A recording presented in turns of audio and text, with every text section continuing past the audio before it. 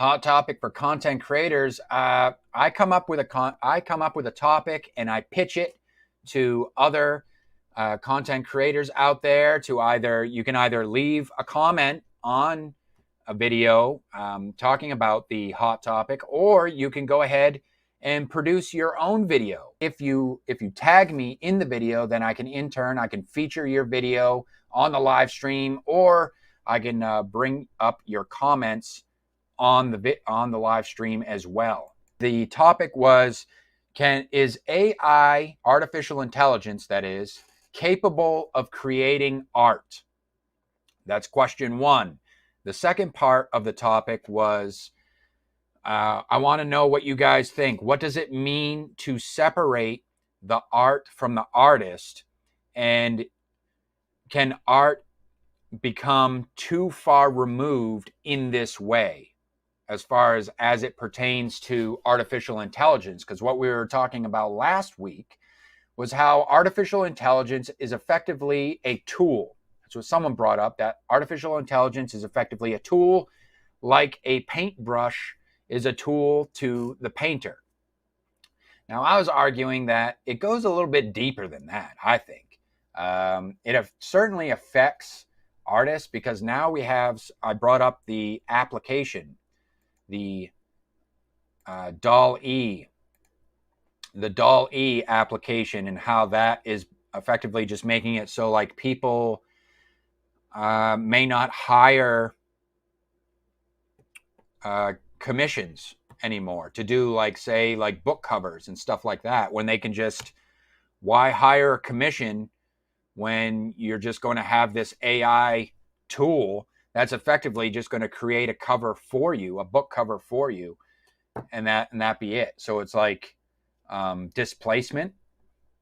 It's AI displacement. But I was like saying, yeah, but for me personally, I would deduct merit from that. I would say, if you list, you got to have accreditation on your work. So if you use these tools to create your book covers or whatnot, you have to put that in the credits that you used an AI tool to use your book cover. And I think that is going to have a certain, there's going to be a certain stigma, I think, attached to that. Say, okay, this is the type of person that's going to use AI over hiring an artist. It's not to say that it's positive or negative in any way. It's just, it is what it is. You know what I'm saying? And it's not to take away from the aesthetic value. The book cover may look beautiful, but it's just the fact that it didn't come from a human being, that it was generated by a machine. So in my eyes, that certainly although it may not necessarily take away from the artistic, if you want to call it that, value, it most certainly takes away from the artistic merit, because there was no time or effort. For me, I think time and effort certainly plays a role when it comes to creating art. And because time and effort is very much, I was thinking about this throughout the week. Midjourney, I've heard of it. I don't know what I've heard of that, but I don't know what that is. Is that another AI tool? So it definitely takes away from artistic merit in my eyes. It's not necessarily to, would say to shit on anyone that would use an AI tool. But I just don't think, I don't know. For me, art is very much a cultural thing. So it's the further and further away we get from incorporating the human element of a piece of work, the further away a piece of work is from incorporating the human element to it, the closer we get to it just basically being a simulacra. The simulacra being an imitation of whatever it is. So even if the even if the work itself is portraying the human experience, because it didn't actually come from a real human being, it's really just a derivative. It's a simulation of the human experience. And I feel like even that, there's an argument to be made. What is it? It's a AI drawing bot, still in beta. Okay. All right. So yeah, so similar. It can draw from prompts. Like again, it's not to say that it isn't amazing. You know, technology is coming a long way, but what I'm talking about here is art. Not talking about the work that it can generate. Sure, it could be stunning, it could be amazing, but is it art? You know what I mean? And for me, like I said before, art is very much a cultural thing. It's always been cultures. It's like a defining. Art is like what defines a culture in my eyes. Um, let me get into the comment. I appreciate you guys. You're going to take the time to leave a long, thoughtful comment on any of my videos. I encourage you to do so because I'll bring it up during. I can bring it up during a live stream. All right. They say I love to read texts while juggling death of the author and death of the audience always in mind. While it helps me traverse new ideas, it can be time consuming to chase all the different glimmers. They go on to say, to riff off your brilliant, thought provoking video, I think AI's role is to assist our techne around this. Imagine all the different texts in history that can be exegetized, jetized. Is that a made up word? Let me. I had looked these up at one point. I forgot what they were. Just to add a little context here. Pertaining to exegetical. Okay, so basically saying that AI would help us to interpret works. Interpret the meaning of works is what they're basically getting at. So AI used as a tool to help us interpret the meaning of works, uncovering new ancestral truths. So they go on to say, my own fantasy is that AI may help us find clever ways to approximate, if you will, the contents of the books lost at Library of Alexandria. That keeps coming up, by the way. The Library of Alexandria thing seems to be that does seem to be quite a topic of discussion on the internet. Well, I don't know about topic of discussion, but it certainly gets referenced quite a bit. I've been noticing, especially around booktube circles, no less, which may provide even more glimpses towards a sustainable formation of life that could very well prevent that type of event from ever taking place again. His final bit here says, in my honest opinion, technology will always be, quote, unalive, because art/theory combined is what has always guided creators towards the techne. Not 100% sure what they meant by that last line. I think basically just saying that technology has effectively been an extension of human beings. I think that's what they mean. I could be wrong. Art and theory. Art and theory are two. I also think that art and theory are kind of they kind of go hand in hand, but at the same time they're not. Like to say that all art contains theory, but not all theory is art, is basically how I would put that. What I mean by that is kind of riffing off using their word, but basically saying what we were talking about last time. How many tools does it take to create an artist? So say, just because someone uses all these AI tools, does that make them an artist? You know what I mean? How many tools does it take to make someone an artist? And Rainer, you had brought up the idea of auto tuning as well with like singers and stuff.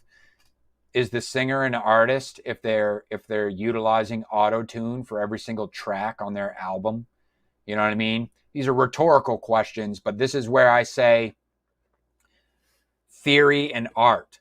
They go hand in hand, but not everybody who understands theory is automatically an artist.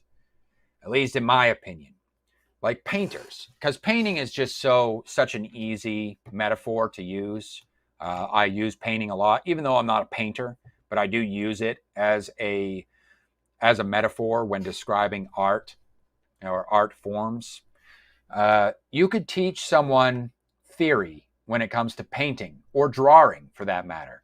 Someone can go to college and they can learn all the theory when it comes to illustration or painting, and they may learn techniques, painting techniques, and different theories of how to draw or paint a pretty picture. Okay, but does that make them an artist? Not necessarily. It just makes them very good at learning theory. They can learn all the theory and they can have the techniques in their tool belt, and they understand techniques, they understand theory, but that doesn't necessarily make them an artist. I think there's something that has been discussed before, but it's often referred to as the X factor. What is the X factor? It's a mysterious thing, but I think that it is directly linked to put simply, the imagination. But what is the imagination? We don't even have a complete understanding of what the imagination is. It's almost a metaphysical concept. Some have described it as the link between man and the divine creator, mankind's link with the divine creator. Like people who have a very vivid imagination, it's like almost like a spiritual thing. And I do find that very interesting, that one concept. What are you saying? Work by a bot versus work by an artist. Yes. And I was talking about how last week, like if it's work by a bot and you find out, even if it's pretty, if it looks pretty, okay, that doesn't necessarily make it art, because as soon as you find out it was made by a bot, well, it almost like, like magic, if you will, or it could just be bias. I'm not going to rule that out either, but it loses it loses a certain essence about it. There's just a certain essence when art is created by a human being. It has that je ne sais quoi quality about it. Of course, that could just be the pretentious side of me talking, but nonetheless, we're talking about the X factor and how it's almost like mankind's divine connection with, or connection with a divine creator. You know, that little painting where it's like the God figurehead and it looks like the brain and it's touching, the finger. I forget the name of the piece, but you know what I'm talking about. I'm not a scholar when it comes to specific works, but that's the imagination. And I don't think that no matter how many algorithms an artificial intelligence has running in the background, and like how that commenter said, how it's always quote unquote unalive. I agree in that aspect, that I don't think, no matter how self-aware an artificial intelligence may appear to be, is it actually, you know what I mean? Or is it just that all the algorithms running in the background make it appear to be more alive than what it actually is? And when it comes to mankind, and it's really just a big metaphor as well for how we understand mankind's consciousness. Do we really understand our own consciousness and where it's where it derives from, its source, the source of our consciousness. Getting kind of deep here on it, but let me reel it back a little bit. Yeah, but here's the thing too. Like if our consciousness is just a collection of memories from our own personal experiences, but then that would not explain imagination though, unless that is what our imagination is, and it's just our mind playing tricks on us. That really our imagination is just an amalgamation of ideas that stem from past experiences. You know what I mean? Except our mind is basically rehashing them in a different form. But then again, there's the imagination of a child too. There's also the argument, you could say, like, children have more vivid imaginations than adults do.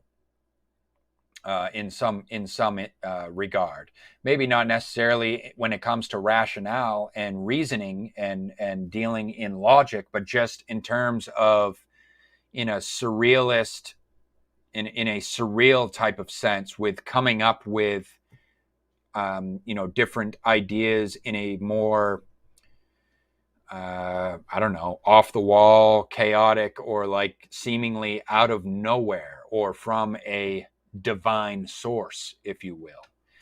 Maybe because they're fresh out of the womb and their soul or their spirit is, still becoming acclimated to their new environment. Who knows? What else is he saying here? But there's the notion that imagination is nothing but the ability to combine elements in memory. Yeah, then the bot can do just that and much more.